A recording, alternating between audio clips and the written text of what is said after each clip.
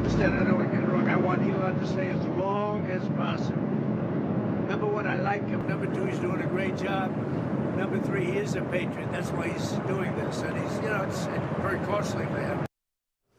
He can stay as long as he likes, apparently. I think that's the final word. Yeah, that's after Politico reported earlier in the week that they were saying that Trump had told people that Musk would be leaving the administration soon because he's being seen as a, quote, political liability. It's political. Are they just making it up at this point? I mean, how do you just come up with a story that the president comes out this very same day and rebuts totally? Yeah. But anyway, joining us now, owner and president of Klink Campaigns Incorporated and GOP political consultant Matt Klink, as well as GOP political strategist and host of Political Grassroots Truthcast podcast, Gene Valentino. Gene, what do you make of the media's spin on Elon Musk and the president's clarification?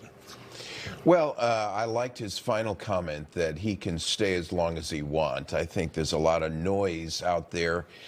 First they attacked Trump, and now it deflects to Elon. Who's the next target in the months and years ahead? The bottom line is Trump has been very successful working on these projects, and he could not have found for America a better choice than Elon Musk to address these issues, TW. It's we're very lucky. And by the way, he's doing that while rescuing people in outer space. Anyone here at this table capable of doing all those things at the same time? Not me. Never in a million years would I be able to do that. And not just that, he's like saving people with brain chips and all kinds of incredible innovations. He's easily the smartest man on the planet. But anyway, Matt, we also heard the president say that even after Musk's departure, the Doge mission is going to continue. So, what do you make of that? Well, look, Elon Musk is a very strong personality. I mean, there's my master of the obvious statement for the morning. Yeah. But he's effective at what he is. He's effective at what he's doing. He's effective at everything he touches. But the mission of Doge is to go in and to dig into the books of the entire government apparatus and root out waste, fraud, and abuse. That just doesn't stop at a certain point in time. There's more to be done because the government is way too big and way too unwieldy. Well, it's amazing because, the more we uncover, we find that it's not just millions or billions. We're talking trillions of dollars that we're finding and uncovering that are unaccounted for. But I want to also get to this. Former Joe Biden aide Ron Klein, he wrote a book, and he described it as Out of It. Joe Biden, who couldn't mentally handle debate prep.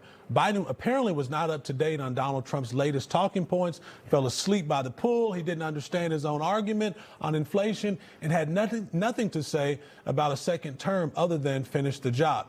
Gene, how badly did the Democrats botch this thing that apparently they keep telling us don't believe your lying eyes when it came to Joe Biden, but this is much more revealing?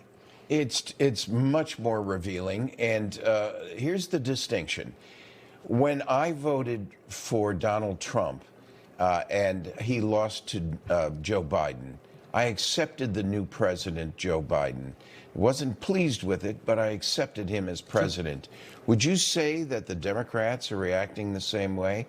Unlikely, and in most cases not. They've been inflammatory and overreactive to a situation where they're not willing to accept. This is the original thought pattern behind the TDS, Trump derangement syndrome, where people are actually having physical and mental anguish over the fact that Donald Trump's been elected. Chill, folks. Let them just get some things done for you and me. Hey, I don't have to like you. You don't have to like me. But if he's getting the job done, let's let him get the job done. That's what we voted him for. I do like a secure border. Oh, dingo. Absolutely. Absolutely. Well, I think, as we think about the democracy, that now basically we have with party leaders without, the Democrat Party not even having a leader. In this book, they had plenty of time to address this, and they didn't. Is this all their own doing, Matt? Do you think that they have created their own Frankenstein, if you will? Oh, 100%, TW. There are two books that are out. One is called The Fight that talks about it, and the other one where they talk to Ron Klain. And it's ironic that Ron Klain writes it. He was Biden's White House chief of staff.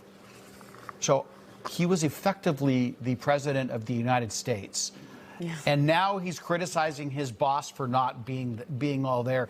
The Democratic Party has perpetrated, it was legal, but it was a legal fraud on the American people that Joe Biden was in charge. Was it Karine Jean-Pierre? I can't keep up with him. He's so vigorous, which is 100 push-ups. You can do 100 push-ups. Give me a break. 100 push-ups. The guy could barely get out of bed in the morning, and he was allegedly running the country.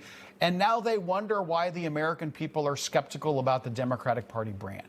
They brought this on themselves. Karine Jean-Pierre's like my age, and she's saying she can't keep up with the president. Well, that's a concern. I was going to say, yeah, that says more about her than him, yeah, right? Exactly. But another person who, basically was possibly going to be the president, or may have even been the president during the Biden administration, is Kamala Harris. So she's back in the news again. We haven't heard from her in a while, but here she is.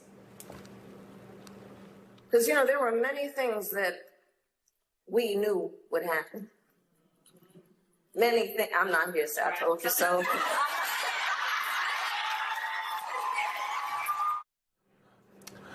Oh, we've missed her so much. Oh, laughing Kamala.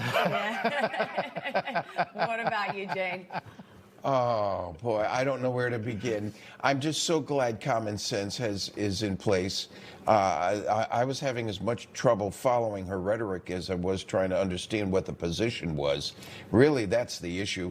Her clever lyrics and metaphors were overshadowing policy. Hey, would someone tell me what her policy is on anything? No. That was the issue. 100%. Absolutely. Matt, look, we've also heard from, we're hearing a lot, though, from Tim Walz lately. Now we just heard from Kamala Harris. But are these things the people who are vying for the next Democratic nomination? Do you think we're going to see the same duo come up here again, or are we going to get some fresh faces? No, look, I think Kamala Harris is trying to decide what her political future is going to look like, whether she wants to run for governor of California, God help the Golden State. If that happens, I saw you give a thumbs up. She may decide to run again in 2028, but Tim Walz, he's toast. He's not going anywhere. He will finish his reign as governor of Minnesota, but there is no way that the Democratic Party is going to give Kamala Harris a free ride in 2028. As it turns out, they didn't even want her in 2024. Yeah. If you read the books about Barack Obama wanted to do a quick primary.